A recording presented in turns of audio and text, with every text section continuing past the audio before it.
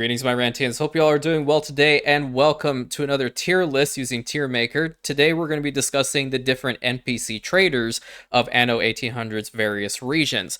Before we begin, I just want to mention once more that these are my personal opinions with regards to these NPCs, and we might have a difference of opinion when it comes to them. That is totally fine, so long as we maintain that respect with one another. That's all that matters, and you guys do that even amongst each other, and I'm quite penetrated by your kindness, actually. If you're new here, hi, how are you?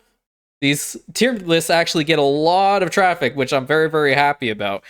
If you'd like to check out the channel, it's right over there. We have an expert campaign series currently going on, almost done though, and following that, there'll be a modded campaign series. I do incorporate roleplay into my series, so definitely, if you want a little bit of a refresher on what's been happening, there are a bunch of people who will definitely bring you up to speed on that. Or you can message me directly on Discord. The link is also there if you want to do that. There's an Instagram too. Totally up to you. Now, what are the criteria going forward with the NPC traders? Well, we've started... Actually, let me put it this way. I've sectioned them off based off of the old world, new world, and then the expansion zones. And when we get to the expansion zones, I will mention that for my console buddies, and apologies again, you guys don't have access to them, but it's not a bad thing to know about them anyway, in case you do end up getting the game for PC later on. I'll talk about really how lucrative are they as far as trading your goods, and how good are they with you getting goods from them, such as like building materials or specialists. So we'll go through a whole bunch of that and see where they really rank and discuss just their general demeanor, their quest lines, what they have to offer, and all that good stuff. So without further ado, let us begin with my good friend Sir Archibald Blake, and I think he's incredible. Oh, what's that, Archie? I am quite penetrated by your kindness. I had to do it. Look, okay, you're new here, you gotta get with my humor. And I know you laughed at that one. So, Archie's an incredible trader. 100%. If you need early game construction materials, he's your man to go for. If you don't want to be producing steel beams for a while, he'll always have some. And it really depends on the difficulty mode that you set your game for, because every single one of the traders will replenish their stock over a certain amount of time. The higher the difficulty you go, the slower they replenish. However, if you're just starting off in like beginner, intermediate, he does replenish his stuff relatively quickly. So like steel beams, the bricks, there's timber, and then later on he will provide goods like pocket watches and sewing machines. Those are always really good. Additional resources that you may not be able to make or you don't want to make, but granted, they are going to be more expensive. He is also the only NPC trader that you cannot disable, and there's a reason for that. He is tied to a quest line later on, and you want to always have just one trader, I guess, in the game. He has a quest line that follows later on when you're actually making for example, the World's Fair, and you will get the Great Eastern from him. He's also the person to be the liaison, technically, if you want to take it from the roleplay element in this particular region on behalf of the Queen that we don't like and or follow in this channel, period, at the end. Apart from that, going to the list of specialists that you can get from him, he mainly focuses on not only like harbor master items, some trade union, not trade union, some town hall items, and ship related items such as repair cranes, subs for your harbor masters. You can have like ship repair kits. I personally don't like using those because I've never been a big fan of the on active ones. Like you actually have to micro it and it goes for a duration, then it just ends. I personally like those specialists that you just put them in there. They're going to work indefinitely. And he has a good mixture of both. I think he's kind of lacking on that department, but that's where, on the flip side, you can have a pretty lucrative cheese tactic with Archie and later on with Ketema. This is now talking to PC buddies only. You can literally set a ship to purchase pocket watches from Archie and then send them over to Ketema, of whom will purchase those at double the price. So you're buying low and then selling high. Good way of making a little bit of passive money in Anno 1800. It's always pretty good. So definitely an incredible trader, and that's why I put him up there. Really, really good altogether. I love this man. You love this man. He is the purveyor of so many gases. We have to name all of our natural gas reserves after this man. Eli is a very interesting trader. I also do consider him an incredible trader. The cool thing about Eli is I actually find myself going to his prison. Not that I'm being arrested at all. Let me finish my statement. I go to the prison island in order to either A, get a lot of the raw resources such as iron, coal, zinc, copper, cement from him, and early game to mid game, I like to set up a very, very, very powerful and lucrative trade route with him being soap. I overproduce on soap and I sell it to him for over 300 coins per ton. And early game soap production is relatively simple. They are fast, going around like I think it's 30 seconds off the top of my head. The rendering works are what takes the longest. I think those are at a minute. So you would need, for example, one pig farm if you're using a silo to it. If not, then it's going to be 2 pig farms to 2 rendering works to 1 soap factory. That's how that would work. But then if you do have the Bright Harvest DLC in which you have silos to the pig farms, then you would have 1 pig farm to 2 rendering works to 1 soap factory. The cool thing is that not only is that really powerful, but there's a specialist that you can get later on that completely changes the input of the soap factories from tallow to wood. And by doing so, it completely cuts out the negative attractiveness of the building entirely, minus 100%. So you can mass produce soap and sell it to Eli for so long. You can make heaps of money, my guy. It is crazy. Apart from that, I consider going to Eli and seeing what he has as far as town hall items and trade union items all the time. As an example, when I'm starting off, I want to go to Eli to see if I can find the actor. And the actor is an incredibly powerful specialist, especially when you reach the artisan tier for the first time and you're really like bashing your head against the wall because you don't really want to make canned food. You get the actor from him, you pop it in your town hall. All of those artisans that also have access to the variety theater are being provided with canned food for free. And that is where you can get this guy. Along with that, Chef Michel, I hate the man because he dodged me for like 40 plus episodes in the expert campaign.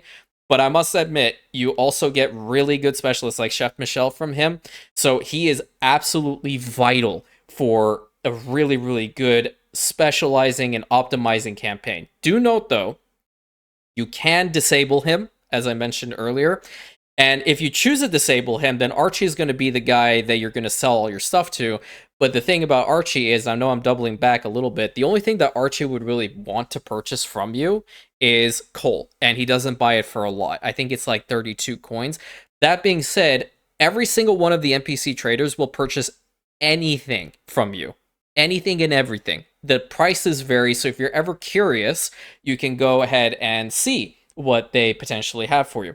I think one additional criteria I should mention is ease of access to the traders.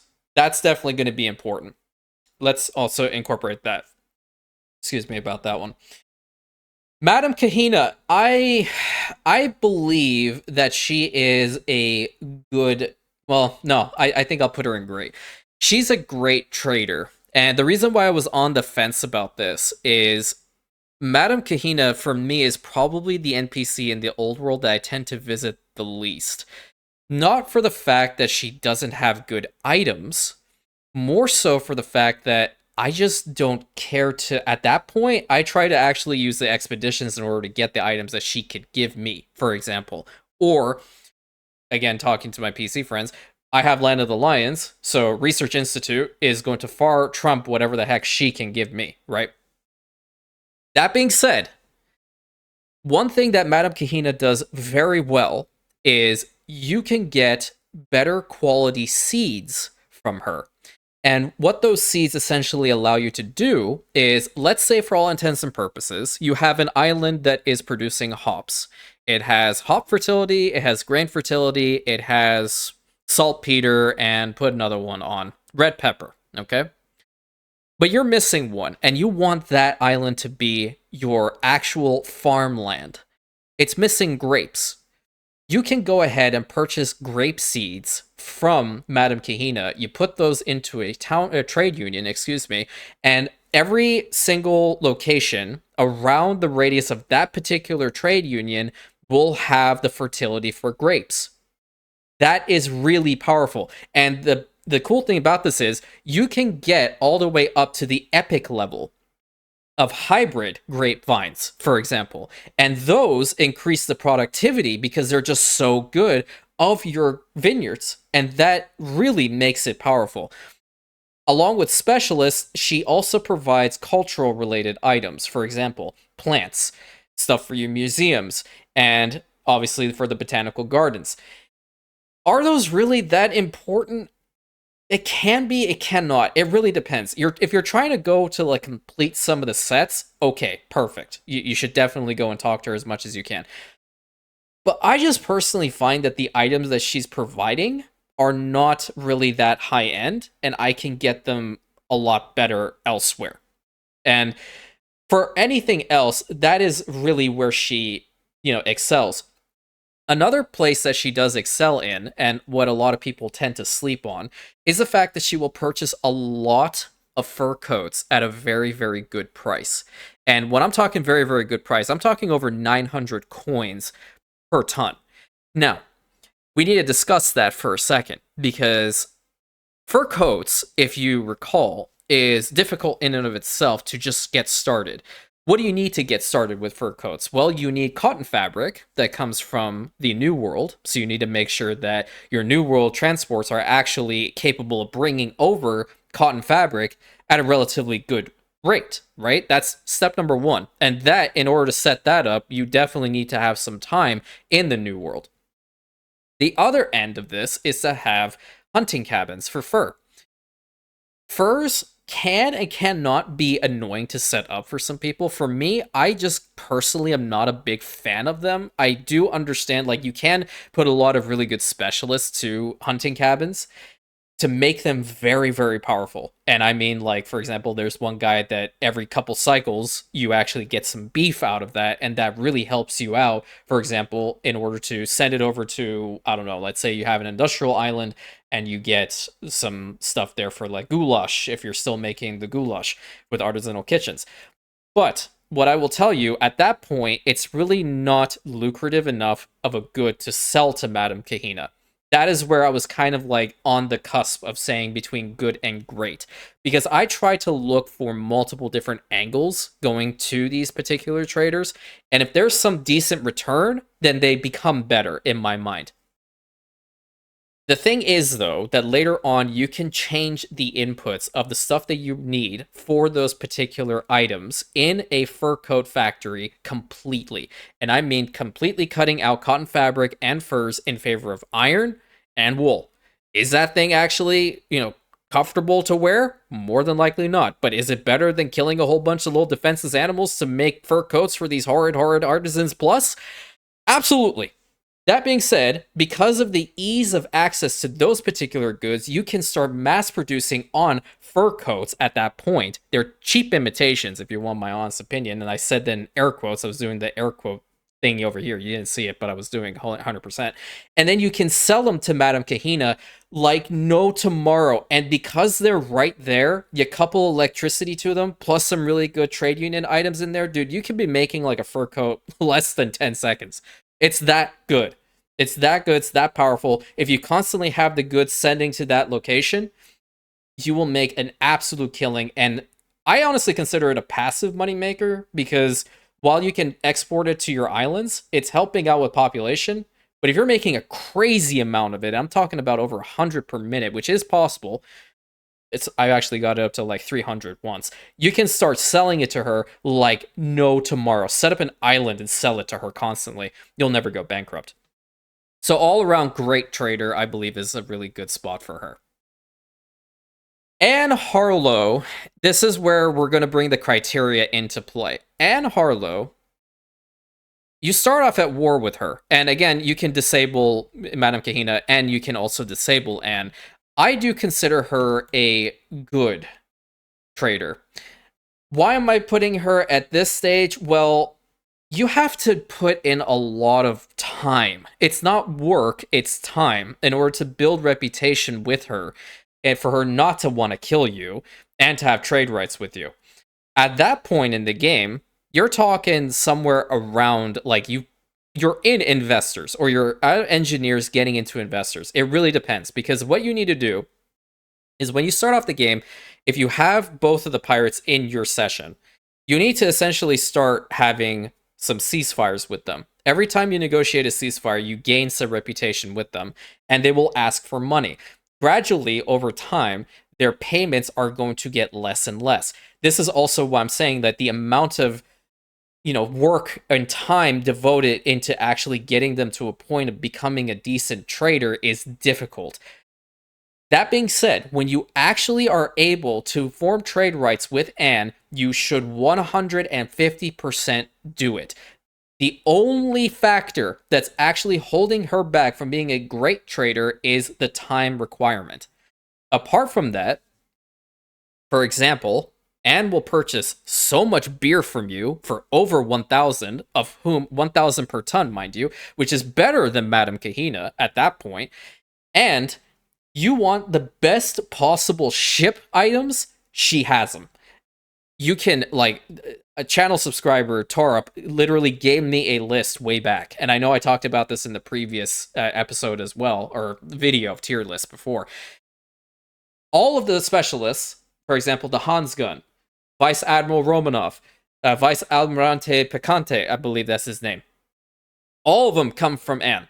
You can make an insanely powerful battlecruiser fleet, or any fleet of that matter. If you want to, like, fully optimize Perforian ships, you can do it. If you want to fully optimize, like, pirate ships, you can do that as well. She has really good specialists for not only your ships, but also for the harbors. Along with that, if you're in a bind, this is what I'm going to tell you. She does sell gold bars, and advanced weapons. The advanced weapons are very expensive, over 20,000 per ton.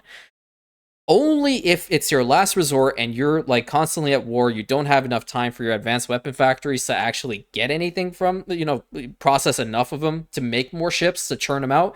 You can go to her. Hopefully she's not in a bad position on the map at that point, but she'll sell them to you for a really expensive price.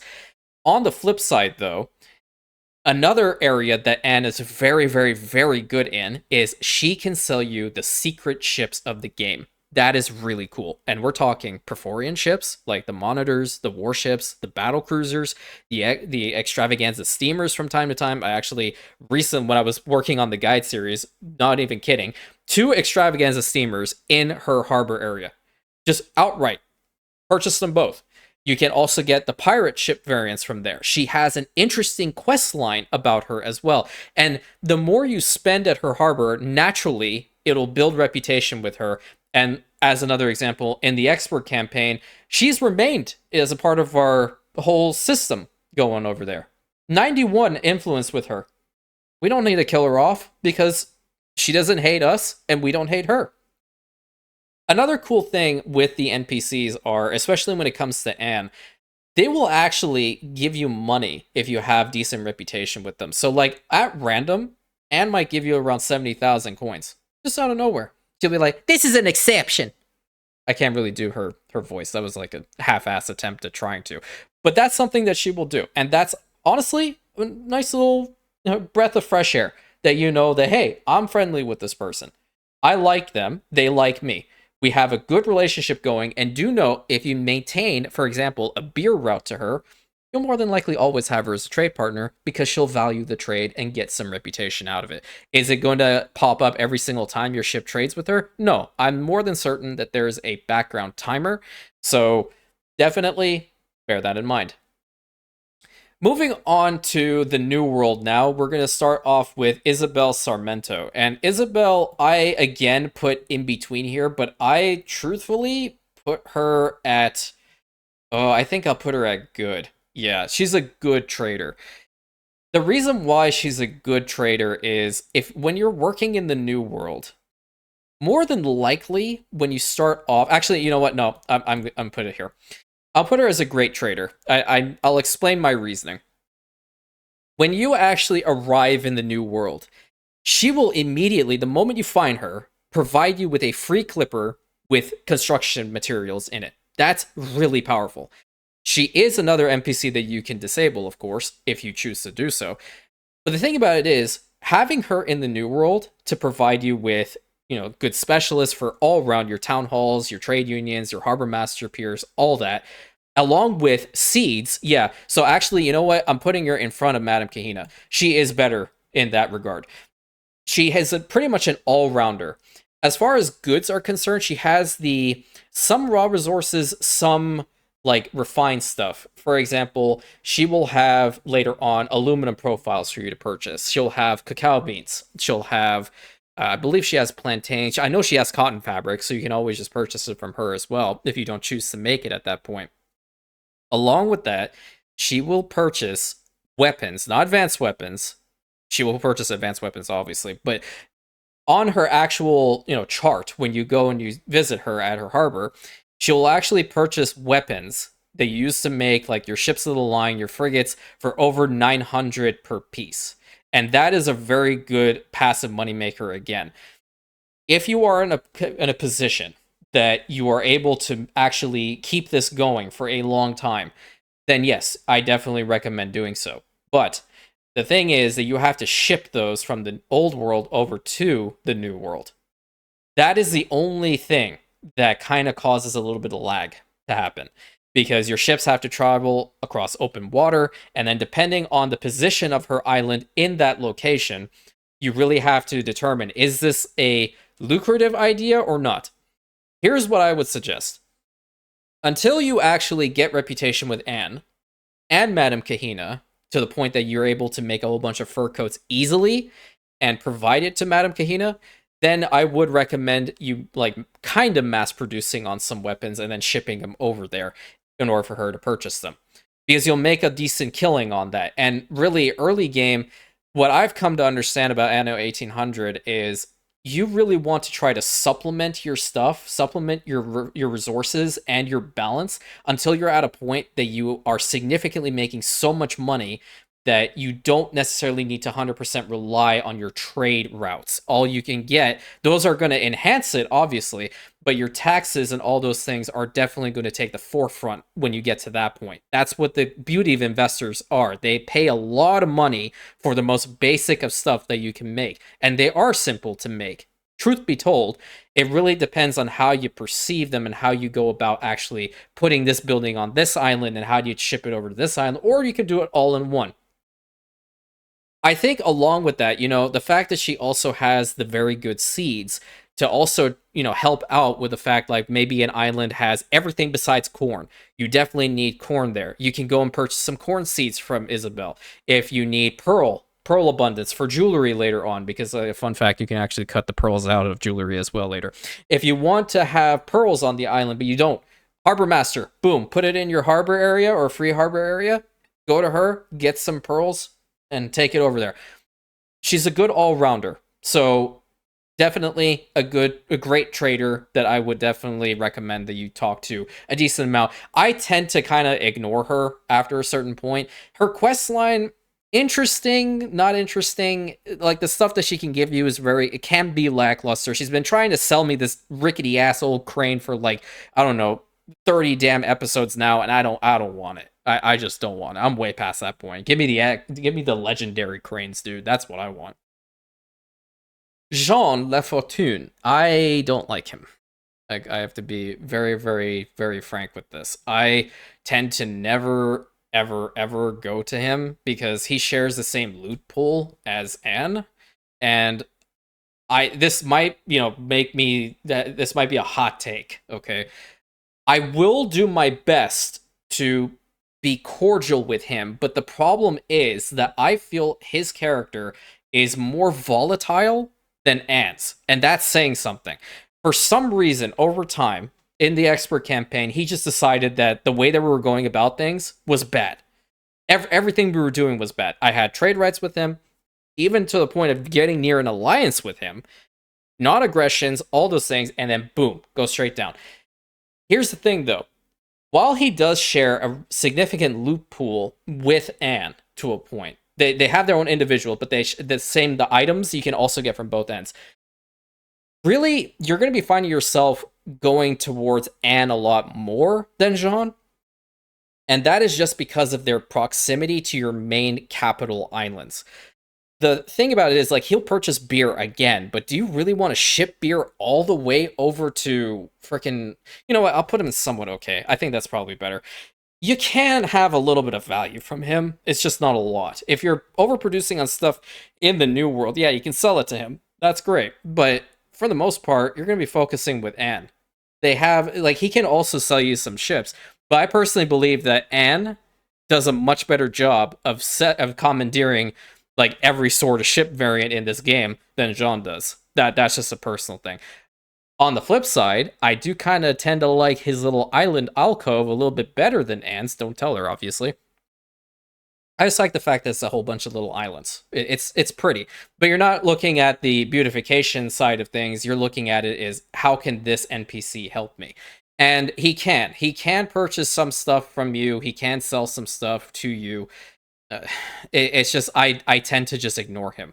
Either ignore him or completely destroy him and then have to worry about his horrid pirate raids every single damn episode. It's infuriating. I wish I can completely cut him out entirely, but do note, if you ever destroy these guys, they're never permanently gone. So either position a fleet in their harbor to destroy their ships coming in, or make sure your islands have a decent amount of harbor defenses to just blast them out of the water so they don't destroy any of your ships coming in.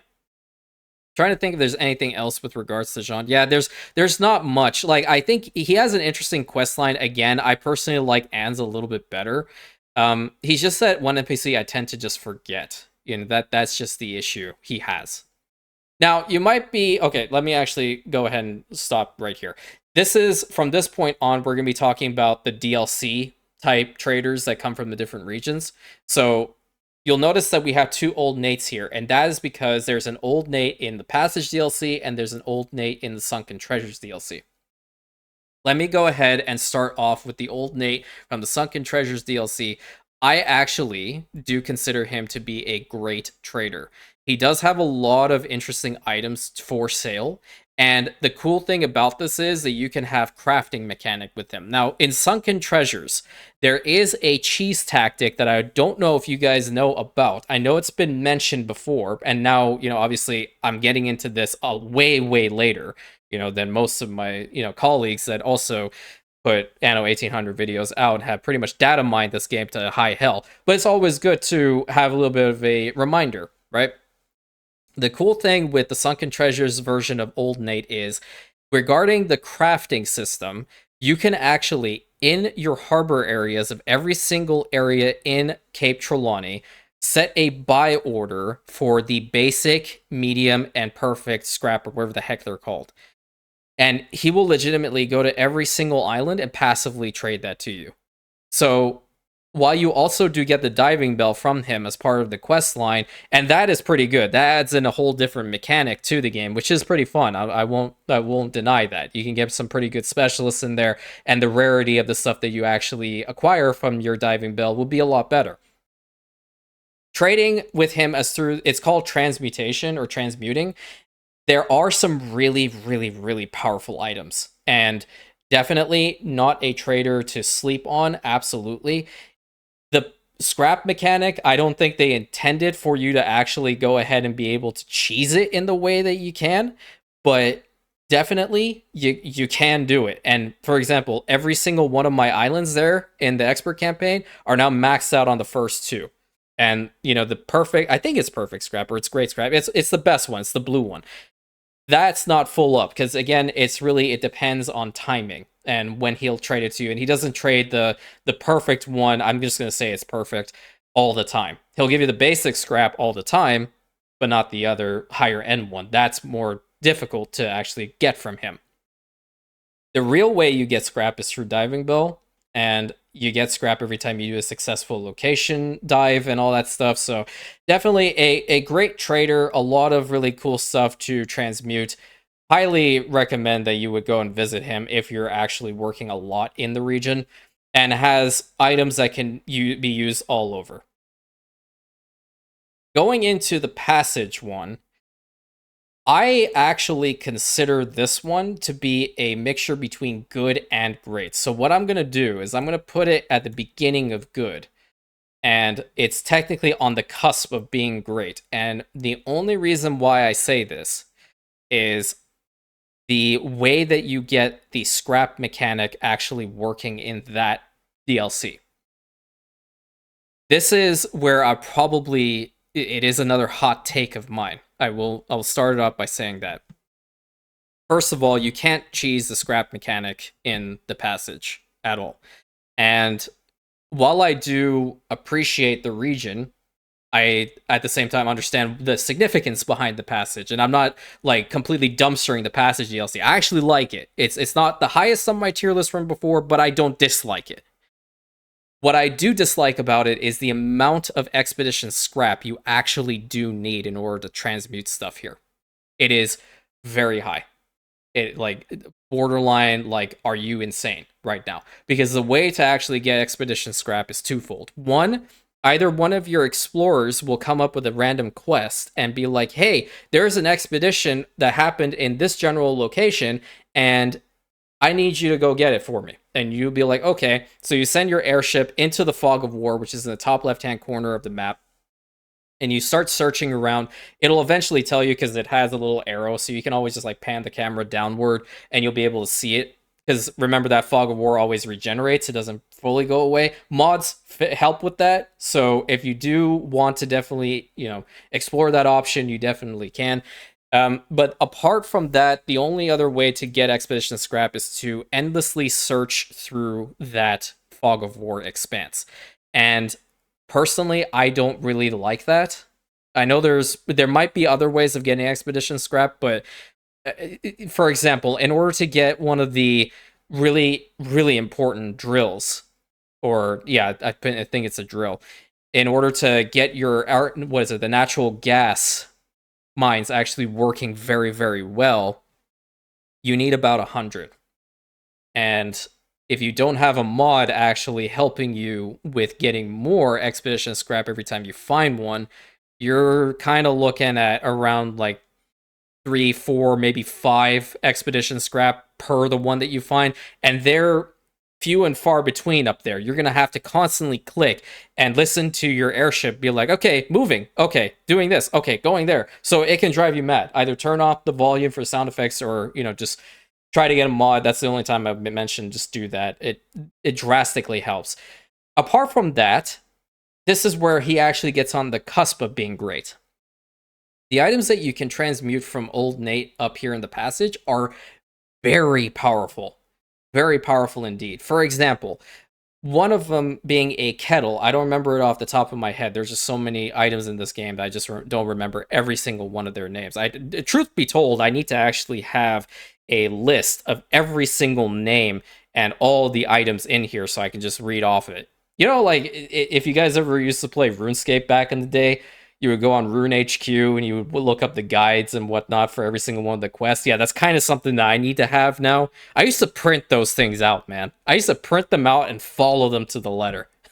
I know, kind of off topic. But anyway, with regards to the items that he gave, there's a tea kettle that really helps out with coffee consumption reductions. I think it's around 30%. And this is something that a channel subscriber, Kostya, actually reminded me about. That you can go over there, transmute the item, and you need, I'm pretty sure it's like coffee beans, some chocolate, and then the expedition scrap. Put it all in one. I think there might be some timber thrown in there, and then you're good to transmute that, and you can send it anywhere. Along with that, Old Nate is one of the only NPCs up here that you can get specific items for the Arctic Lodges, and we'll talk about the next NPC in a moment. The Arctic Lodges are different than trade unions. You cannot use a trade union item in an Arctic Lodge, and you cannot use Arctic Lodge items in trade unions. So this region is kind of on its own to an extent. But the items that you can transmute from him, really, really good. Qumaq, I think this is how you say his name, is the other NPC trader that's in the Arctic region, and he represents the Inuit nations, the proud Inuit nations, and he actually has some pretty decent items. I actually think he's a great trader. This might be a little bit of a surprise why I actually put him higher than Old Nate, and that is because every single item that you are ever going to need as far as optimization in the Arctic can come from him. And you can get some pretty nice legendary or cultural items. There you go. For example, a frozen woolly mammoth or a narwhal, dude. You can get a narwhal from this man. Like, I mean, that in of himself, he could be an incredible trader. I love narwhals. They're so cool. Along with that, you can get a lot of the basic stuff you need. And, you know, if, for example, you don't want to be making or breeding huskies, I guess that's probably the correct way of going about it. I shouldn't say making huskies, I should say breeding huskies. You don't want huskies, the actual husky farms. You can go ahead and purchase them from him. And you can get a whole bunch of other items from him. Very, very good. For your Arctic lodges, it will help out with, oh geez, just completely changing inputs. There's one specialist that comes from this guy. I think it's oh geez, what's his name? He's got some glasses on, but he's essentially like, he changes the input for the gold mines that are up here in the Arctic, and it tells you to bring in industrial lubricant. But the cool thing about it is that he'll also produce extra passive natural gas, and Arctic gas rather, every time you extract from one of those gold mines. So very, very powerful, very expensive specialist, and he's actually considered an epic level.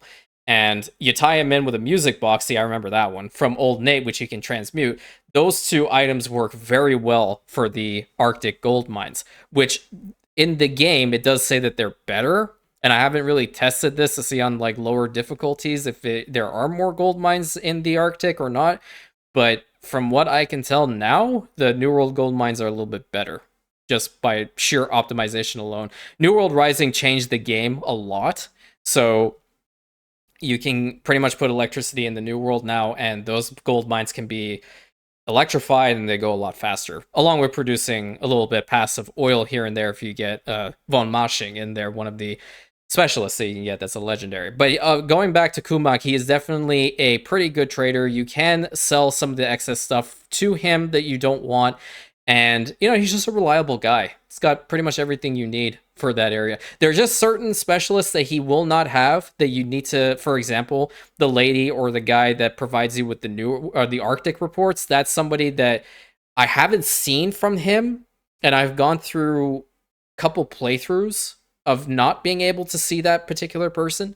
So do bear that in mind. If you have the Research Institute, you probably will have to research a couple of the items from the Arctic Lodge. But the cool thing is, you just type it into the Research Institute itself, you'll get an entire list of all the stuff that's up there, so you're good. Definitely a very good trader. These guys work very well together. It's killing me that he's actually in good, though. It really is. That expedition mechanic, I just don't like. It's really not a good one. And then finally, going over to the Land of the Lions and beautiful Nbeza, my favorite region in this game, Emperor Ketema. I'm going to actually put him as a good trader because I personally feel like the stuff that he has to sell, it's not that fantastic. Like, I mean, you do get all the stuff that you would want in, you know, the region of Nbeza from him. For example, if you want to extend the range of your canals a little bit, you can go and talk to him. Or if you want to get like better items for your farms, say your Tef farms, which take forever, you can go to him and he'll definitely help you out with that. The only reason why I put him in good is because I don't tend to do that. What I would actually go to him for are mud bricks, because mud bricks are easy to purchase from him and he does replenish them relatively quickly. Do note, mud bricks are different from the bricks of the old world and the new world. They're actually, they go through a different process, I guess is probably. They use a secondary resource in order to make mud bricks. And mud bricks are the equivalent of bricks for this region. So you can't actually bring in physical bricks here because it's not going to do anything. There's also a different timber resource known as the Wanza timber. But the cool thing about that is it's the exact same as like literally your lumberjack huts, so you can just work on that and the others relatively easy. Along with the cultural related items, not bad either. But I just want to remind you, this is the region that you get the Research Institute from. So while you can go and purchase all these items, I argue focus on the Research Institute, build that up, get a whole bunch of scholars, give them what they want, get a bunch of research points, unlock everything in the game that you can actually research, and then his entire existence becomes irrelevant to you. That's the issue. Actually, I retract on that. If you are passively trading things with him, let's say the very powerful and lucrative trade option between the pocket watches to him, that is very good. You know, he will purchase them all the time. He also purchases gramophones. I don't know where the hell this man gets all the money, but he'll purchase, like, I don't know, if you mass produce on steam carriages, the cabs and whatnot, he'll purchase them for like over 70,000 a piece. So you can make a lot of money from him. If you just want him to be your cash cow, then definitely not a bad specialist, or not a bad trader. I was about to say specialist. Not a bad trader to definitely be friendly with. He is a little opinionated of me, though. He doesn't like strict working conditions. And naturally, if you're going through the quest line of Mbeza, you might hate him, you might not. It depends on the player. You're going to those 3 different islands, you're really seeing, like, I guess his outward persona. It really depends on what you perceive of him. Is he an a-hole, or is he a glorious unifier?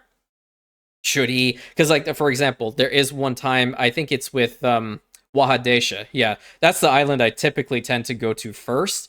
He personally believes, and this is a little bit of a spoiler alert, he personally believes that the island should technically be abandoned, and the Wat should not be rebuilt, because what's the point? Let's just bring everybody it together. That's wrong, in my opinion. I like to actually make it so every corner of my Imperium are working very, very well, and that are content. Clearly, he needs our help, but at the same time, he will offer his 2 cents. You're not looking at the NPC for the storyline, though. You're looking at it for how can they help you at the end of the day. He can, like, definitely you can get a bunch of items from him, but I argue that he's actually better to just trade with passively to make a lot of money and then forget about him. Because the entire region of Tabarim is yours. You don't really need to care about this man. And the buffs that you get from the quest lines that come from it. If you do need help with the quest lines, I do know, especially for the Caduceus and Tony storyline, there is an entire graph on how to make the perfect end happen, if you definitely want to take a look-see at that. It is, again, spoilers. Personally, I'm like, you should do it yourself, experiment with it, and see what happens. But some people just really like to have the best possible outcomes anyway. And altogether, not a bad trader. He's just good. He's there. He'll do his thing, as it were. So, as you notice, there's definitely nothing in the cheap imitations. He almost was in there. The only thing that saved him is really the fact that you can still trade with him while you're in the New World. Like, you can, if you're making a whole bunch of alpaca wool, you can sell it over to Jean and just keep him content. What the hell he's going to do with all the alpaca wool? Don't care, so long as he pays you, right? Apart from that, he will sell you some ships from time to time, but there's no bad, like genuinely bad trader in this game, which is really good. Every single one of them, at the end of the day, will be able to assist you in either purchasing a bunch of goods from you that you don't want, or helping you out with getting some really good specialists to really optimize your game further. Your ships, your harbor masters, your trade unions, your town halls, all that good stuff. All of them, at the end of the day, they will help you. There's just certain ones that I feel are definitely not as great, mostly because I tend to forget them, but you may not. Tell me, for example, how you would view Emperor Ketema. Would you view him higher on this list or lower on this list, as an example? But that is my tier list for all the NPC traders in this game. I'm pretty sure that, Archie would, chime in again and say that we are quite penetrated by your kindness. You took the time to view this and check out my channel and all that good stuff, and hope that you'll support a brand new creator. I just want you to be a part of us at the end of the day, but truth be told, it's up to you. We have to vibe. If we don't vibe, what's the point, right? So until next time, my friends, thank you so much. Hopefully you guys enjoyed this. Please consider like, commenting, subscribing, hit that bell button, sharing it with your friends, and I'll catch you on the next adventure, my Rantians.